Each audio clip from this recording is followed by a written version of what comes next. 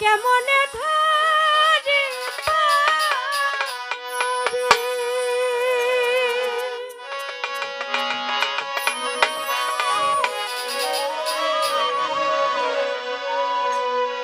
দরদি আমরা প্রত্যেকেই এই জগতে এসেছি, জীবনের অনেকটা সময় কাটিয়েছি।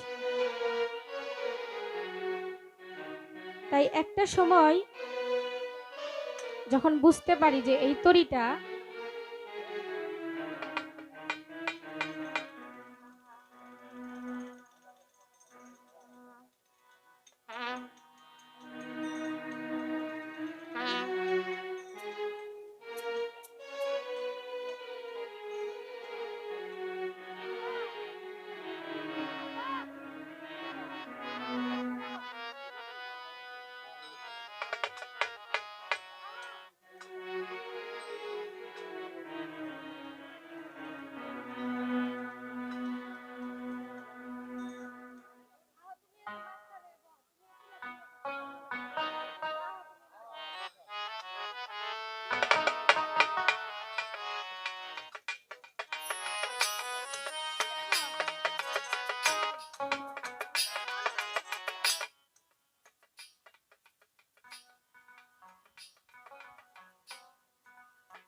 তো যাই হোক, আমরা চিন্তা করি না যে এই যে তরিটা, এই তরিটা নিয়ে আমাদেরকে কোন দিকে যাইতে হবে আর কোন দিকে আসলাম।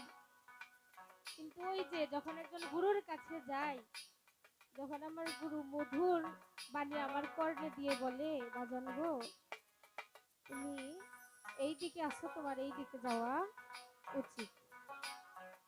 এই যে বাণীটুকু বলার মতো যে একটা বান্ধব, যার মুর্শিদ আছে তো আছে। আমি অনেক ছোট ছিলাম, তখন দেখেছি আমার মজিদ দাদা আসতেন, আমার বাবা একজন অসহায় এতিমের মতো তার পায়ের কাছে বসে থাকতেন।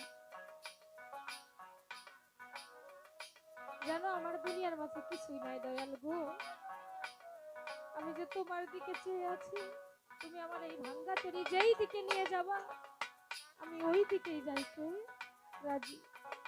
দয়াল গো, এই তরি তো তোমার।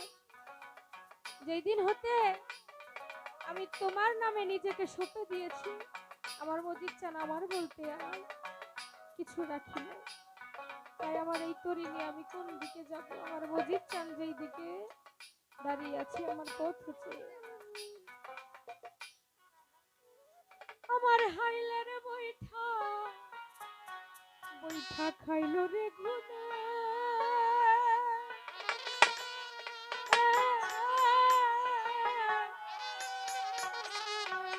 মজিদ চান গো তুমি বিহনে, আজ আমার বান্ধব কেহ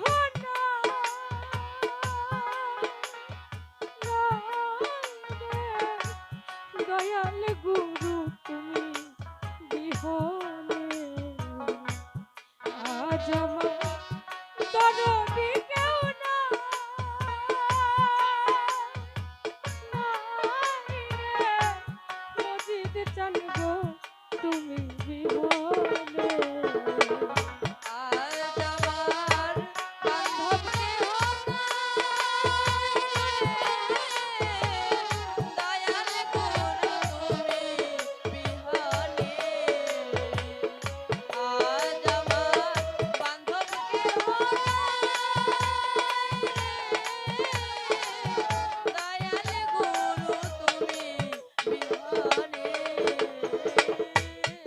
দেখে নদীর ঝড় আমার সবাই হইল পার, ফেলিয়া আমার তুফানে। দেখিয়া নদীর ঝড় সবাই হইল পার, ফেলিয়া আমায় তুফানে। দেখে বিষম ঝড় সবাই হইল পার, ফেলিয়া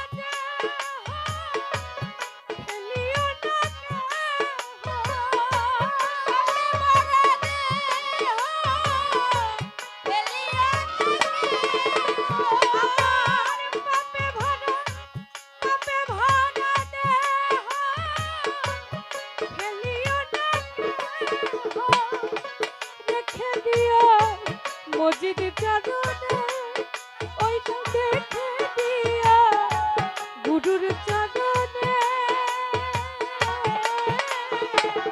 দয়াল গুরু তুমি বিহনে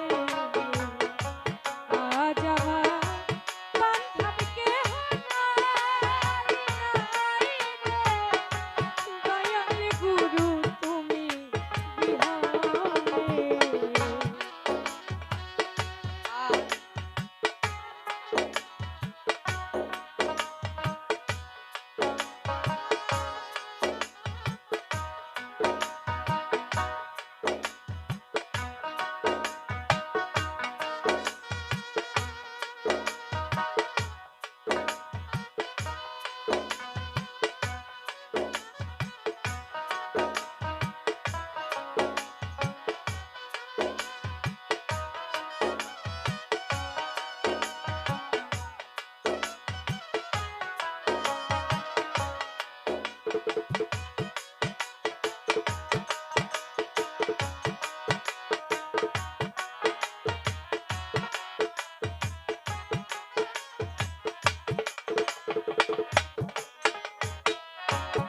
আজ আমার বান্ধব কেহ নাই রে।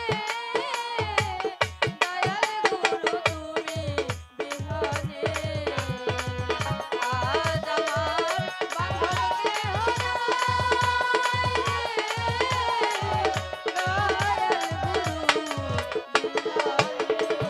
তোমার ওই চরণের ছোঁয়া অমৃত সুধা ঘুচিবে কলঙ্ক ভুবনে ওই চরণের ছোঁয়ায় অমৃত সুধায় ঘুচিবে কলঙ্ক জীবনে তোমার ওই চরণের ছোঁয়া অমৃত সুধা ঘুচিবে কলঙ্ক ভুবনে